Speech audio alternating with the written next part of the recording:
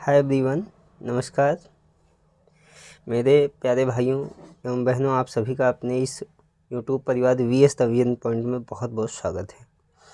आज हम लोग अपनी क्लास को आगे बढ़ाएंगे और हम लोग व्यंजन पे चर्चा कर रहे थे।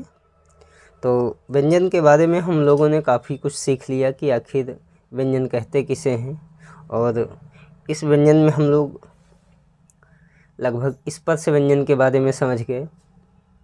स्पर्श के साथ साथ अंतस्थ व्यंजन के बारे में समझ गए और बहुत सारी चीज़ें आज हम लोग पढ़ेंगे। ऊष्मेय संघर्षी व्यंजन। तो दोस्तों, ऊष्मेय संघर्षी व्यंजन क्या होता है? तो जिन व्यंजनों का उच्चारण करते समय मुख विवर से निकलने वाली वायु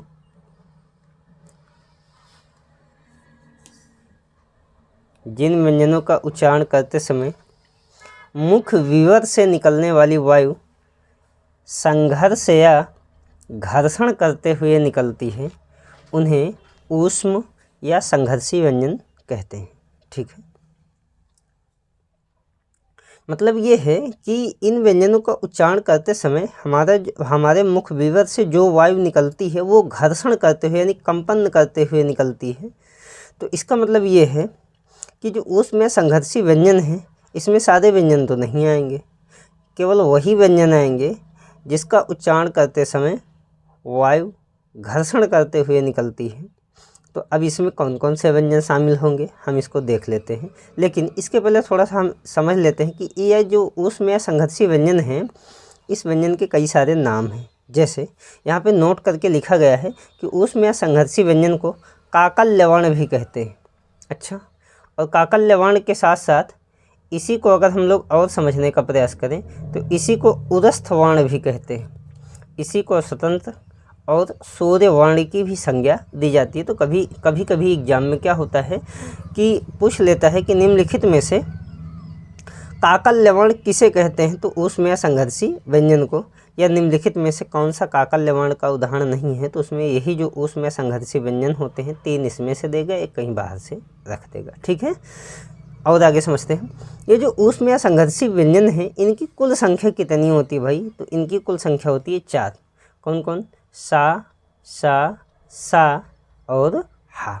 ठीक है, तो ऊष्मेय संघर्षी व्यंजनों की कुल संख्या 4 होती है। सा हा। इसमें से ये जो सा है, जिसको आप सीटी वाला सा कहते हैं, ये जो सा है इसको हम लोग बचपन में तो ऐसे ही बोलते थे, बट अब ये तरीका थोड़ा सा कम अच्छा है, इसीलिए इस सा का उच्चारण स्थान तालु से होता है, इसलिए इसको तालव्य सा बोलते हैं। ठीक है, अगला जो है ये जो सा है, ये वाला, इसको हम लोग अगर देखें तो इसका उच्चारण मूर्धा से होता है, इसलिए इसको मूर्धन्य सा बोलते हैं। और बाकी ये वाला जो सा है, इसका उच्चारण दंत से होता है, जबकि हा का उच्चारण कहाँ से होता है? कंठ से। तो सा का तालु से, फिर इस सा का मूर्धा से, इस सा का दंत से, और इस हा का कंठ से होता है। तो यही हमारे जो 4 वर्ण हैं ना, यही ऊष्मेय संघर्षी व्यंजन के उदाहरण हैं। ठीक है, यहाँ तक बात समझ में आई। आगे बढ़ते हैं। अब हम लोग हेडिंग डालेंगे, स्वर तंत्री में कंपन या घोषत्व के आधार पर व्यंजनों का वर्गीकरण। इसके बारे में आप सुने भी होंगे कि ये जो व्यंजन हैं, इनका वर्गीकरण करें तो घोषत्व के आधार पर 2 प्रकार के होते हैं, एक आघोष, दूसरा सघोष। ठीक है, तो ये वही हैं, इसी को हम समझने का प्रयास करते हैं। तो स्वर तंत्री में कंपन या घोषत्व के आधार पर अगर हम व्यंजनों का वर्गीकरण करें तो इसका वर्गीकरण 2 प्रकार से किया गया है, एक आघोष और दूसरा आपका हो जाएगा सघोष। ठीक है, तो एक आघोष हो जाएगा और दूसरा सघोष। हेडिंग डालिए, स्वतंत्री में कंपन या घोषत्व के आधार पर व्यंजनों का वर्गीकरण। इसके आधार पर व्यंजन 2 प्रकार के होते हैं, एक अघोष और दूसरा सघोष। ये जो सघोष है ना भाई, इसको घोष या मृदु व्यंजन के नाम से भी जाना जाता है। ये बात आपके लिए बहुत इंपॉर्टेंट होगी। एग्जाम में सवाल यहाँ से खूब बनते हैं कि निम्नलिखित में से कौन सा अघोष है और कौन सा सघोष है। आप प्रीवियस ईयर क्वेश्चन पेपर उठा के देखेंगे तो वहाँ भी सवाल पूछे गए हैं। अगर अघोष व्यंजन की बात करें तो इसको हम तोड़ लेते हैं। अघोष को तोड़े तो एक आ और दूसरा घोष में टूटेगा। यहाँ पर आ का अर्थ होता है नहीं, जबकि घोष का अर्थ होता है नाद, और नाद को ही कहते हैं ध्वनि। एक नाद का मतलब होता है जिसमें गाय और बैल यानी कि भैंस वगैरह खाना खाते हैं अर्थात चारा खाते हैं, उसको नाद बोला जाता है। लेकिन यहाँ पे इस नाद का अर्थ है ध्वनि से, ठीक है। यानी कि जिन व्यंजनों का उच्चारण करते समय स्वर तंत्री में कंपन नहीं होता उन्हें अघोष वर्ण कहते हैं, ठीक है।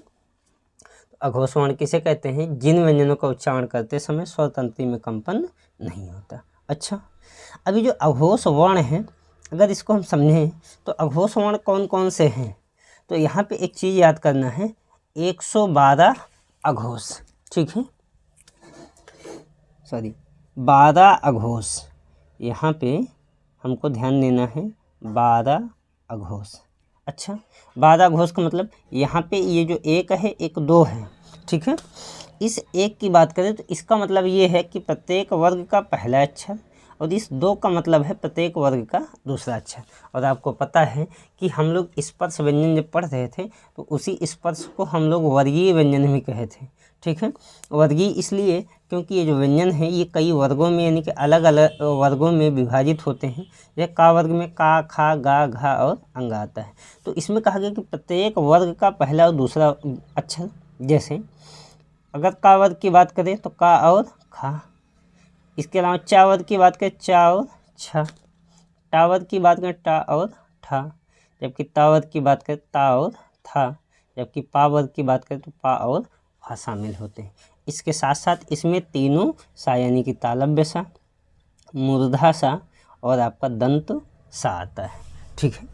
अघोष में इतने ही आते हैं। अब बात कर लेते हैं हम लोग सघोष में। ये जो सघोष व्यंजन होते हैं इन्हीं को घोष भी कहा जाता है या इन्हीं को मृदु व्यंजन की संज्ञा दी जाती है। इसको अगर हम देखें कि आखिर ये हैं क्या, तो अगर हम इसकी बात करें तो ये जो सघोष है, अगर इस सघोष को ही समझने का प्रयास करें तो सघोष क्या होता है भाई, अगर इसको सघोष को तोड़ेंगे तो सा और घोष में टूटेगा। सा का मतलब साथ है या सहित, जबकि घोष का अर्थ होता है नाद, और यहाँ हमने आपको बताया कि नाद का अर्थ होता है ध्वनि से, ठीक है।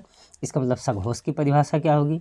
जिन व्यंजनों या वर्णों का उच्चारण करते समय स्वर तंत्री में कंपन होता है उसे सघोष वर्ण कहते हैं। यानी कि अघोष में कंपन नहीं होता जबकि सघोष में कंपन होता है, ठीक है।